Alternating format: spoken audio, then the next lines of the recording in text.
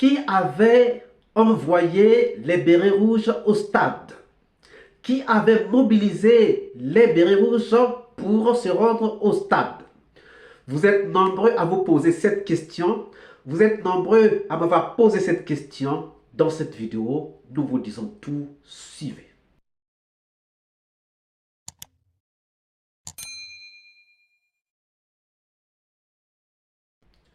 Bonjour, bonsoir, cela dépend de l'heure à laquelle vous regardez cette vidéo. Bienvenue si vous nous découvrez pour une première fois. Qui avait pu mobiliser tous ces bérets rouges pour se rendre au stade et commettre les massacres qui ont été commis le 28 septembre 2009? Nous allons faire des analyses tellement simples. Nous sommes là pour raisonner.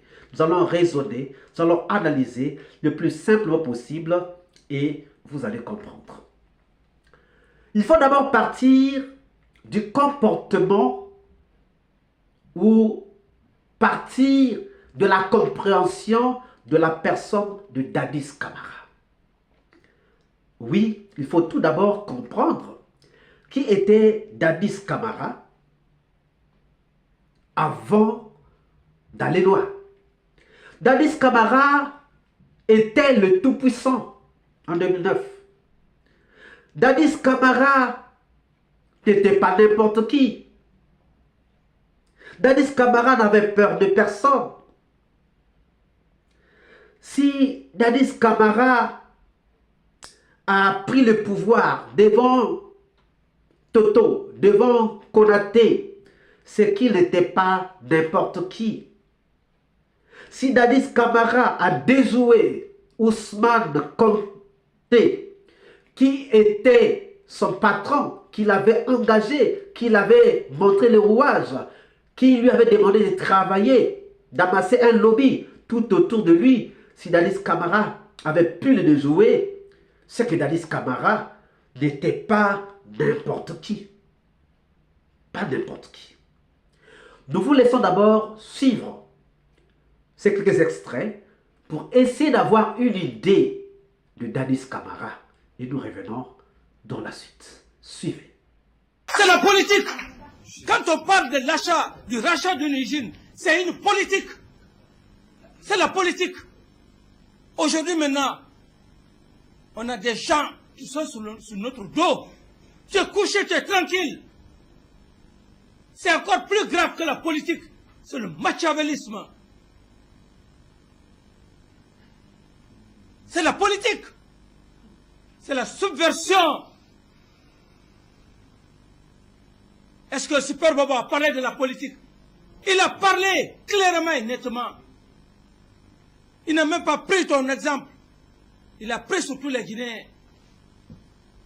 Excusez-moi, je ne comprends pas tout, peut-être. J'ai dit ce que Super Bobo a dit. Est-ce que c'est faux ou bien c'est réel? Répondez à la question. C'est réel, monsieur le président.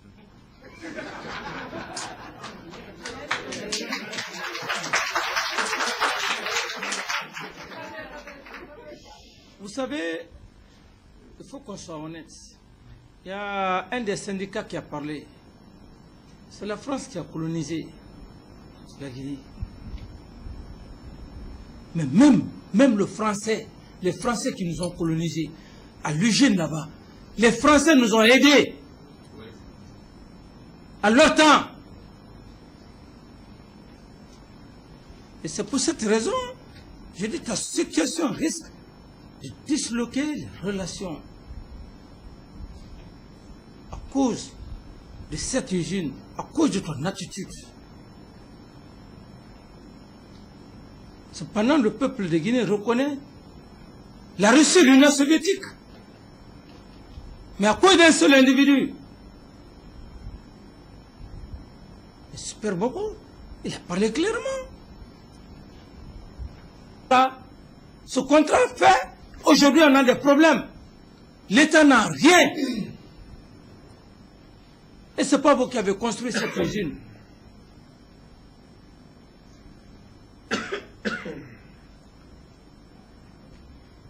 Est-ce qu'on parle de politique ici? On parle d'économie. C'est très important On ne peut pas faire un tel travail sans être encouragé.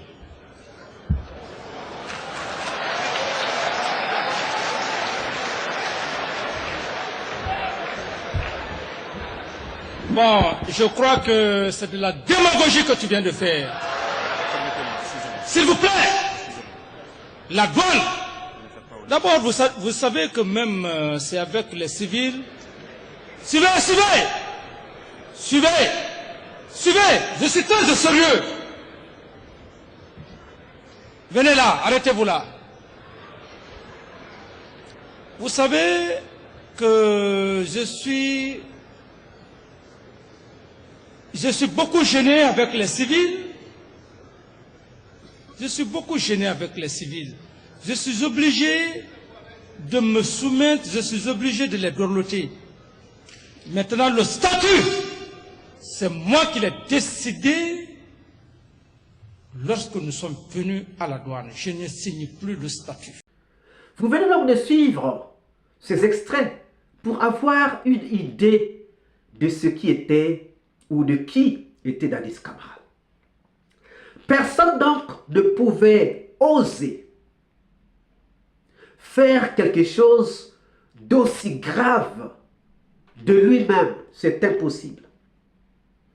Personne donc ne pouvait s'aventurer à faire n'importe quoi d'une si grande gravité. Personne ne pouvait oser. Personne ne pouvait oser. Même Konaté ne pouvait pas oser. Même Toto ne pouvait pas oser. Personne ne pouvait oser. Que s'est donc alors passé? Comment donc Dadis Camara a envoyé les bérets rouges au stade? Parce que c'est de ça qu'il s'agit. Dadis, le matin, entend que la gendarmerie et la police sont débordées.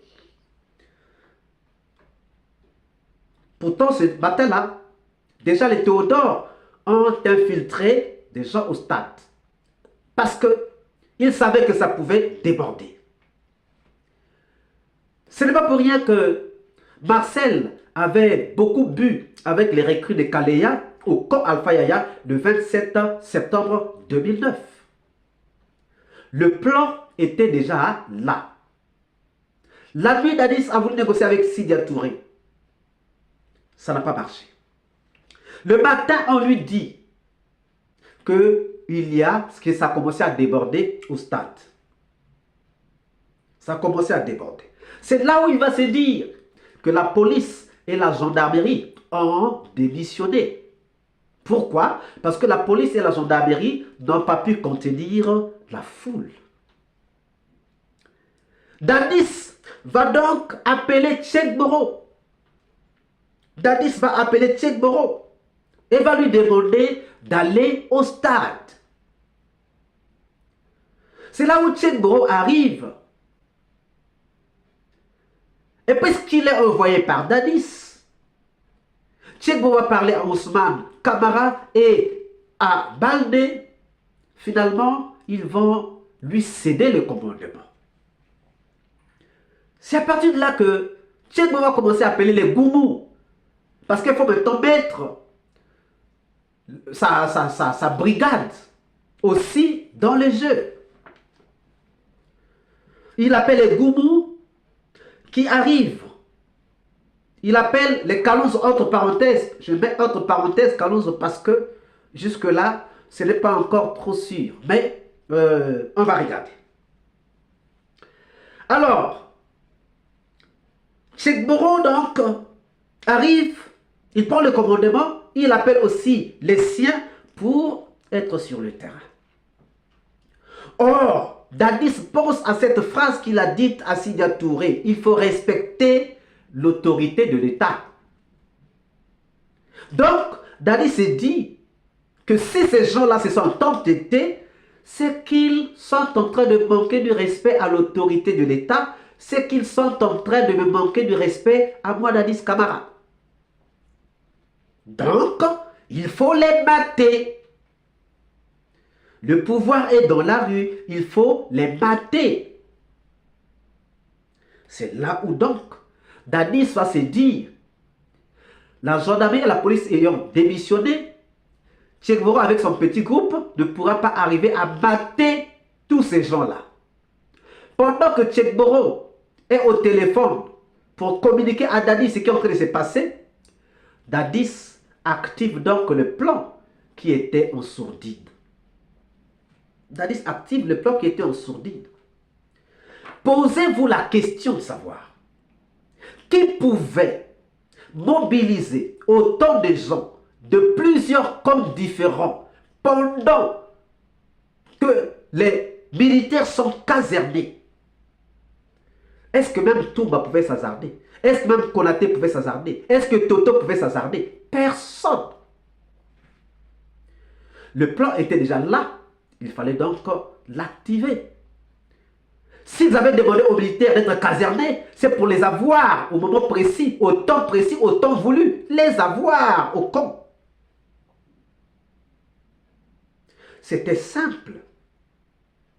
Il a pensé que les bérets rouges pouvaient mieux mater cette foule-là, mieux mater les leaders. Voilà pourquoi il a fait encore recours. Il a dit il faut activer maintenant ce qu'on avait préparé. Parce que c'était déjà préparé. Regardez, les Begrés étaient au Kokundara. Il y avait des gens qui étaient au camp Samori. Il y avait d'autres au camp Alpha Yaya. Pendant qu'ils sont casernés, tous ces militaires-là, quel moustique pouvait piquer tous ces militaires-là pour se lever, ce que chacun se lève et ils vont se regrouper au stade? Non, c'était organisé.